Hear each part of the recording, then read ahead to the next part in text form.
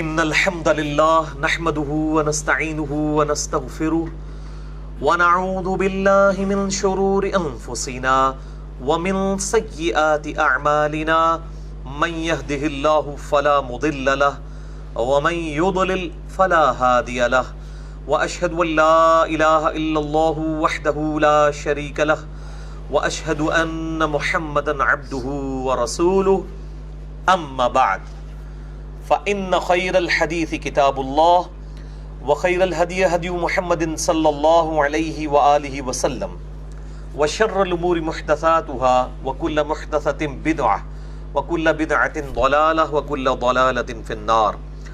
أعوذ بالله السميع العليم من الشيطان الرجيم.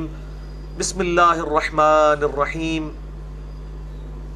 رب اشرح لي صدري ويسر لي امري واحلل عقدة من لساني يفقهوا قولي.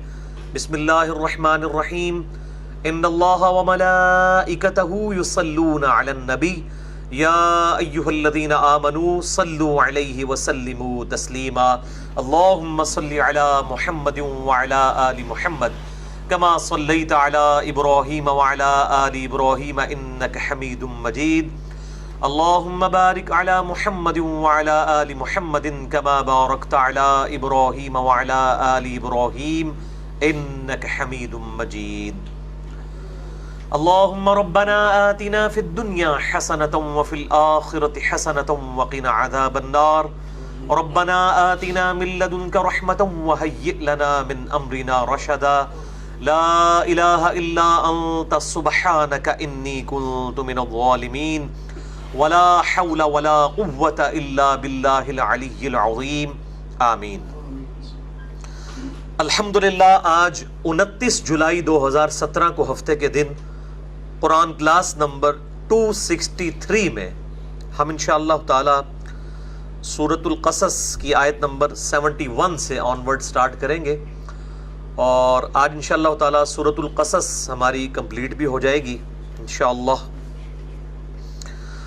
صورتیں جب بھی کنکلوژن کی طرف جاتی ہیں ان کا جو آخری پورشن ہوتا ہے وہ بڑا سٹرونگ ہوتا ہے، کیونکہ یہ اللہ تعالیٰ کے خطبات کا مجموعہ ہے. قرآن حکیم ہر صورت ایک کمپلیٹ خطبہ ہے جس کے اندر پورا ایک مضمون بیان ہوا ہے. خطبے کا آغاز تمہید کے ساتھ ہوتا ہے، پھر مضمون جو ہے وہ ایک ایپیکس کو پہنچتا ہے، پھر الٹیمیٹلی کنکلوژن ہوتی ہے اس کے اینڈ پہ جا کے. لہٰذا یہ آخری جو 2 رکوع ہیں یہ بہت امپورٹنٹ ہیں اس حوالے سے. اعوذ باللہ من الشیطان الرجیم. بسم اللہ الرحمن الرحیم. قل ارأیتم ان جعل اللہ علیکم اللیل سرمدا الى یوم القیامہ. اے محبوب صلی اللہ علیہ وآلہ وسلم تم ارشاد فرما دو کہ بھلا اگر اللہ تعالیٰ بنا دے ہمیشہ کے لیے قیامت کے دن تک تمہارے لیے رات، من الہ غیر اللہ یأتیکم بضیاء، تو اللہ تعالیٰ کے علاوہ اور کون الہ ہے جو تمہارے لیے روشنی لے آئے. یعنی اگر ہمیشہ کے لیے اس روئے ارض پہ رات ہو جائے اللہ تعالیٰ کے علاوہ کوئی یہاں پہ روشنی نہیں لا سکتا.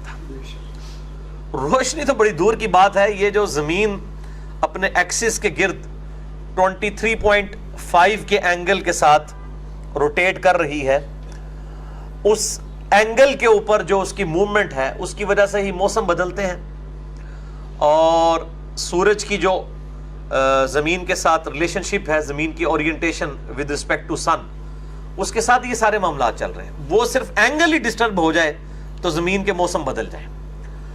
اور اگر خدا نہ خواستہ اللہ تعالیٰ سورج کو ختم کر دے اور ہمیشہ کے لیے رات کو زمین کے اوپر کر دے تو زمین پہ کوئی بھی زیرو زندہ نہیں رہ سکتا، کیونکہ زمین کے اوپر جو زندگی ہے وہ اس خوراک کی وجہ سے ہے جو اس زمین سے پیدا ہوتی ہے، اور اس زمین کو جو خوراک والا معاملہ چل رہا ہے زمین کا وہ سورج کی وجہ سے ہے.